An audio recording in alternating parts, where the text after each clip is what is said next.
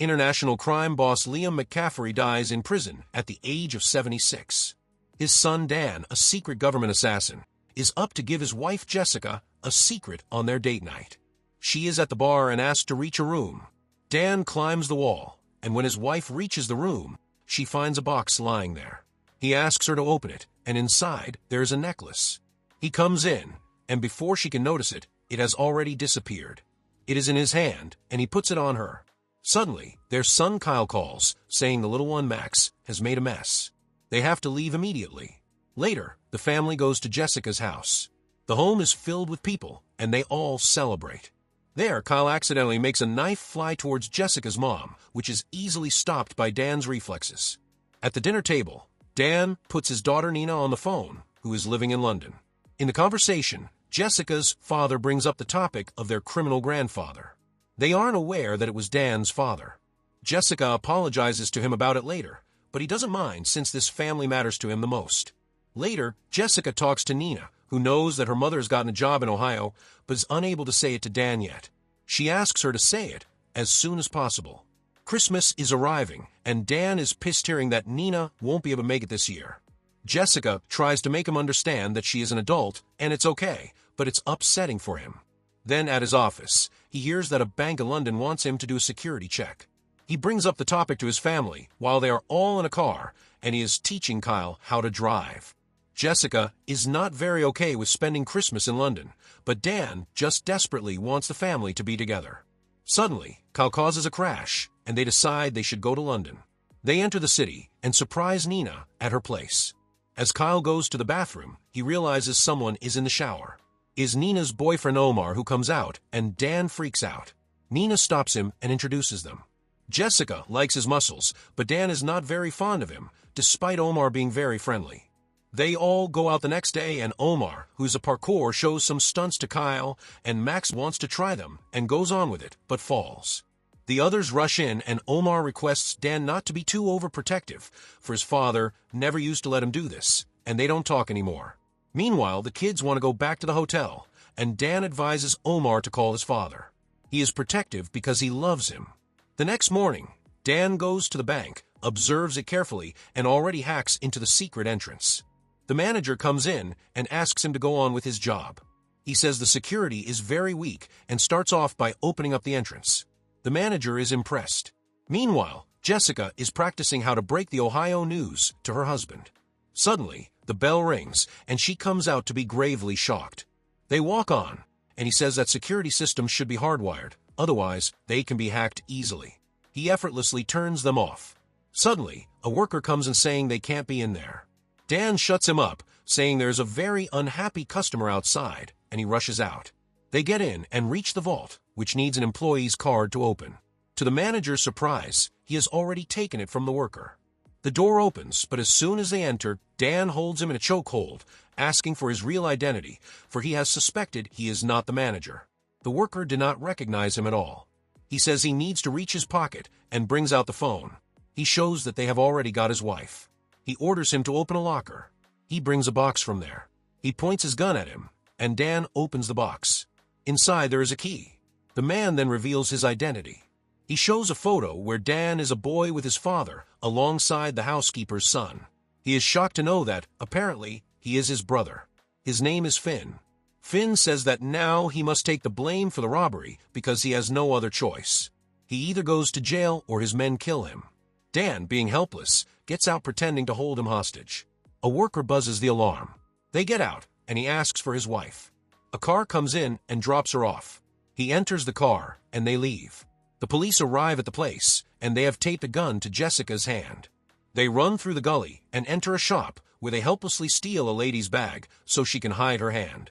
They run out, and just then, on his way, Finn finds out that Dan has stolen the key. Frustrated, he asks them to turn back. The kids are together at a park when Dan calls them. Nina, hearing it all, realizes the situation and tells them they must go. Dan and Jessica are now being chased by Finn. They join the rest of the family and enter the market. Jessica is finally able to get rid of the gun from her hand. They get into a bus, and Kyle is freaking out about all this when suddenly Finn comes in with a gun. He rants about his neglected childhood and envies his family calling his children pimple-covered brats, insecuring Nina. He asks for the key, but Dan attacks him. He gets rid of the gun, and they enter the upper deck. A fight breaks in between them amongst the people. He brings out a knife, and Jessica, being worried, walks up to stop it. She grabs a fire extinguisher, hits him with it, and sprays at him, but it doesn't work, and Finn grabs her in a chokehold. Dan then brings out the key and drops it outside over a passerby's bicycle. He rushes out and gets hold of them. Back at a restaurant, Kyle tells Dan that he prefers his mother's side of the family, making Jessica very happy. Dan says they are here because someone will help them. Meanwhile, a Chinese man comes and gives him some essentials. He says it is a payback for all the help he has done for him once. Nina is confused about the uncle situation, and Dan explains it to them. They wonder what they are going to do now, and Dan replies that they must leave London. Nina protests that she has got a whole life here, but apparently they have no option since Finn will eventually find them all, and their life will be endangered. They must fix this and return to their normal living. In between the conversation, Omar is busy eating, and frustrated Dan asks him to go sit somewhere else. Nina says that Finn has seen him as well, so he is not safe either. She asks if he would also go with them, and he agrees nonchalantly. They have taken a boat to get out of the city and reach Paris in the meantime. Dan is upset because Kyle is super angry at him. Nina says that it is all because of his personal issues that they are in huge trouble, so he has the right to be angry. Dan understands. Meanwhile, Finn has reached his father's mansion. Liam's butler, Vikram, comes out. Finn calls him by his name and asks if he recognizes him. Vikram does. Finn says that now that his father is gone, he is here to take the family business. Vikram doesn't trust it since Liam would have discussed it with him. Finn then shows him the key, and he falls back, letting him enter. He shows him the path through the mansion. Finn breaks off all the old photos and reaches the chamber. He brings out the key and puts it in its place. He dismisses Vikram and turns the key. The whole secret system emerges with which he keeps an eye and control of the whole empire. The family docks in Paris, and Dan reveals that he grew up there, which is news to even his wife. And apparently Finn is there as well. He says that he has to make things even with him to get rid of him. They get on a transport truck to reach Paris. Kyle wishes for some food and shelter. Dan says that he knows where he can get it, but his mother won't like it. They have to go to Dan's ex-girlfriend's house, who used to be a Russian spy. Jessica already doesn't like hearing her odd name, which is Svetlana. They reach the house and ring the bell. Svetlana comes out and is so excited to see him. She hands Kyle her cat and starts to caress him, being disappointed to see the ring. Jessica confirms it happily. She wonders where he has been all these days. Jessica replies in her bed. They enter the house. She shows Jessica the paper where her picture is in the headlines. Then she cooks for them. At the lunch table, Dan asks her if she can get a message to his father's encrypted server. She is surprised since Liam is dead, but Dan says it has been taken over. Just then, Max finishes up all the food, impressing Svetlana. However, Kyle is not eating it. She orders him to eat, and he somehow does so. Later, as Dan and Jessica talk, still worried that they have to make things even with Finn. However, he doesn't want to pick a fight or end up killing him because he is deep down a good person, and his father made him like this. He has arranged to meet him at a museum because they have metal detectors, and he won't be able to get in with a gun. He reaches there and meets him. Finn tells him about how in his childhood he always looked up to him and envied the life he could not get, despite being of the same blood. Dan says it's not too late for him. But Finn doesn't listen and calls him Daddy's little prince, and Dan slaps him. He sits by him and says that they are still family, and he can always come back. But Finn has no interest in that since he has got the whole empire now.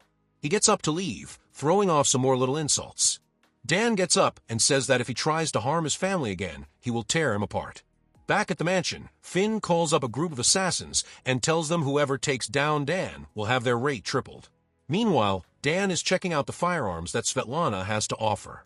Jessica comes in and realizes that the conversation did not go very well, and they have to protect themselves now. She says that this is not the Christmas she planned. Dan replies that they are in Paris, so he will make it up to them. They go on a boat outing as it snows and spend the Christmas Eve. At night, Svetlana calls him in for a drink. After gulping it down, he expresses his thanks to her for managing the evening trip. He says that trying to handle so many things at the same time, it appears that his family is drifting away from him. However, an evening like this always turns off those feelings. Svetlana suddenly wails, saying she is such a bad person. She has just drugged his drink because there is a bounty on his head. She could not kill him, so she would give him off to the assassins.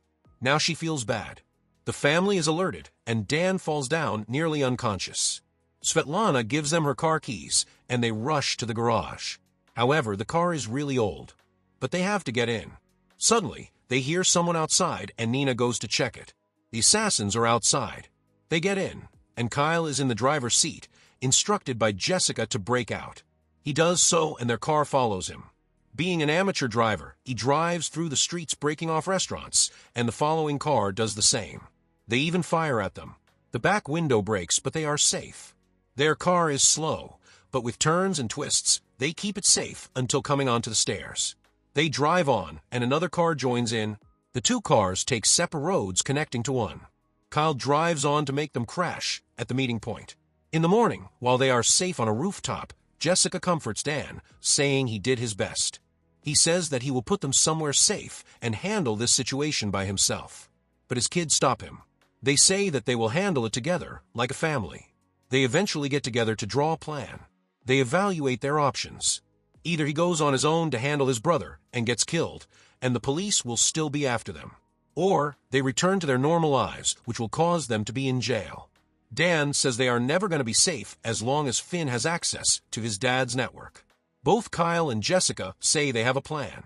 They settle down at a restaurant, and Dan shows them a house he grew up in. They are all shocked since it is a huge mansion. From a binocular, he looks at Vikram.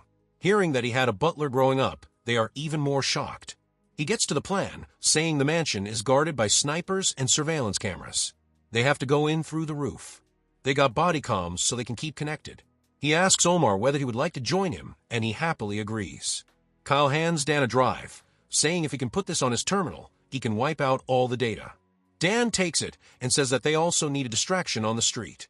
Omar says he can call up some people. Dan instructs Jessica that if anything goes wrong inside, he must take the family away. They all agree on this. Dan and Omar climb on the roofs, and with the equipment collected from Svetlana's house, the family settle up in a car collecting sounds from far ahead. Upon reaching the terrace, they begin to redirect the cameras.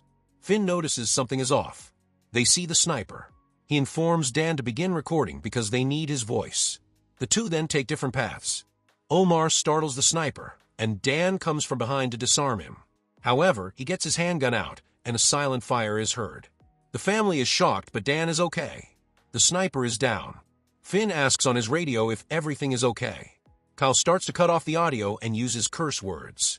Finn is shocked to hear that and asks Vikram if his father would tolerate this. Vikram replies that his father wouldn't tolerate a lot of what is going on. He then hangs up. The people to distract the street are the Greenpeace protesters. Nina gets out and redirects them to chant at the mansion. Finn's eyes go on there. Soon, the police come in, asking if she is the leader. Meanwhile, Omar has come down and takes charge. He creates havoc, and the police arrest him, sparing Nina. From the wall, Dan brings out a stash box that he had hidden in his childhood. From inside, he brings out a fork, with which he opens up the window. He drops down to the old ceiling room. He checks out his childhood collection. He is surprised to see that his father kept all this, but by then Finn has gotten there with a gun. His assassins have come in as well, along with Vikram. Dan asks if he's wearing his coat, and he replies that it suits him more, along with the house. Finn goes to shoot him, but Vikram says that they have a separate room for this. They prepare to take him there. While on his way, Dan drops the drive on the carpet. He sends a message to his family to evacuate. They are dismayed. Finn grabs him and figures he has an earpiece and also a camera. He brings it out and tells them goodbye from their father and breaks it. Dan says that his flash drive is not moving, so it means he has left it somewhere.